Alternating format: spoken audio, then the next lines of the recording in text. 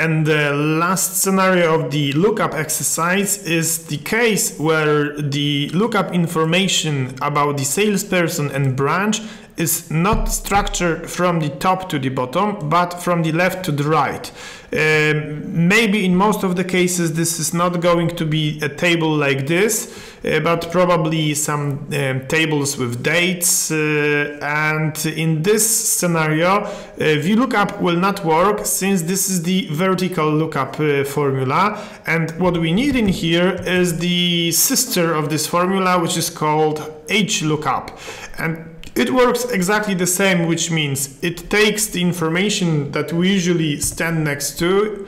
and then we select the table array, but this time it contains only rows. You can select either the whole rows, or you can select just the information that you look up, but please keep in mind then to use the dollars. I will select the whole rows, and then instead of column index you have the row index, and we select in the first row we have the name, salesperson name, and in the second we have the branch that we are looking for, and once again the exact match is usually something you are looking for. And when you create the formula like this, you still need to keep in mind to use the dollars, and when you copy the formula down you obtain all of the results.